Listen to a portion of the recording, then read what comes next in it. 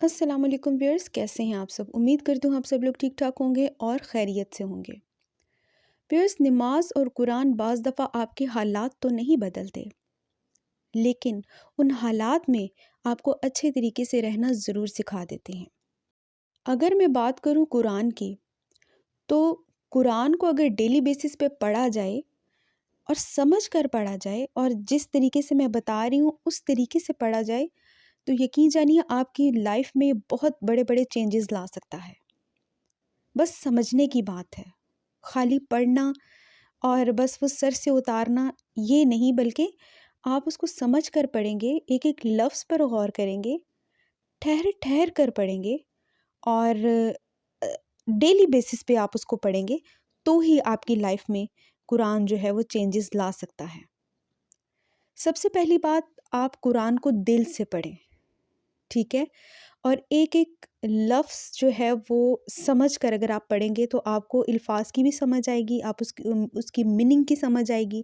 اور جب آپ میننگ سمجھیں گے تو ایسے ہڈن میننگز ہیں اس قرآن میں کہ آپ سوچ بھی نہیں سکتے کہ ایک ایک لفظ کے کتنے کتنے میننگ نکلتے ہیں۔ اور آپ نے دیکھے ہوں گے جتنے بھی ترجمے قرآن کے کیے گئے ہیں، ہر ایک جو ہے وہ ان کا ایک اپنا پوائنٹ آف ویو ہے، ایک ایک لفظ جو ہے اس کے اتنے اتنے میننگ نکلتے ہیں۔ عربک زبان میں قرآن کو اتارا ہی اسی لیے گیا تھا کہ یہ ایک قدیم زبان ہے اور اس زبان کے بہت سارے معنی نکلتے ہیں، بہت گہری زبان ہے یہ، اور اللہ پاک نے جا بجا فرمایا ہے کہ اس میں عقل والوں کے لیے نشانیاں ہیں۔ تو اگر آپ اس کو پڑھتے رہیں گے، اگر اپنی لائف کا اس کو حصہ بنا لیں گے نا، تو آٹومیٹیکلی قرآن آپ پر عیاں ہوتا جائے گا اگر آپ اس کو سمجھ کر پڑھیں گے۔ قرآن کو آپ بلند آواز میں بھی پڑھ سکتے ہیں اور اس کو نیچی آواز میں بھی پڑھ سکتے ہیں۔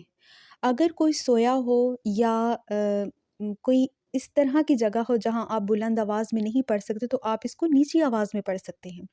لیکن اگر آپ اکیلے ہیں اور اگر کوئی آرام نہیں کر رہا تو پھر آپ اس قرآن کو بلند آواز میں اس کی تلاوت کر سکتے ہیں، ٹھہر ٹھہر کر۔ اس سے بڑی اور کیا بات ہوگی؟ اور جس گھر میں بلند آواز میں تلاوت کی جاتی ہے اس گھر میں بہت زیادہ برکات ہوتی ہیں۔ اور اس کے علاوہ آپ اس کو بامانی پڑھیں،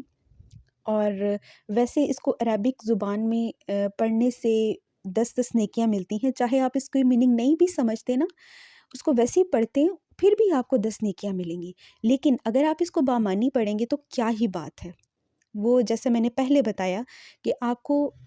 قرآن جو ہے وہ آپ پر عیاں ہونا شروع ہو جائے گا آہستہ آہستہ۔ اور اس کے علاوہ یہ کہنا چاہوں گی کہ ضروری نہیں کہ آپ قرآن جو ہے وہ پورا پورا پارہ پڑھیں یا ایک ایک دو دو پارے دن میں آپ مکمل کریں، بلکہ اگر آپ ڈیلی کا ایک پیج بھی پڑھ لیتے ہیں نا، ایک رکوع ہی پڑھ لیتے ہیں بامانی، اور بامانی نہیں بھی پڑھ سکتے لیکن پھر بھی آپ اس کو دل سے پڑھتے ہیں، تو بھی اس کو ڈیلی اپنی لائف کا حصہ بنائیں۔ یہ ایک بہت اچھی چیز ہے، اور اس سے ریلیٹڈ میں نے ایک ویڈیو بھی اپلوڈ کی تھی اس سے پہلے کہ قرآن جو ہے وہ قبر میں ہمارے ساتھ کس طریقے سے ساتھ رہتا ہے اور کیسے ہمیں جنت تک پہنچانے کا اس کا ذمہ ہوتا ہے، اور کس طریقے سے منکر نکیر اس سے ہمیں اس کے سوالات میں یہ آسانی کرتا ہے، اور کیسے ہمارے ساتھ رہتا ہے، کیسے ہماری ڈھارس بندھاتا ہے۔ اگر آپ نے ویڈیو نہیں دیکھی تو آپ وہ دیکھ سکتے ہیں۔ باقی میں یہی دعا کرتی ہوں کہ اللہ پاک ہم سب کو سمجھنے کی توفیق عطا کرے، قرآن کو اچھی طریقے سے پڑھنے کی توفیق عطا کرے۔ آمین ثم آمین۔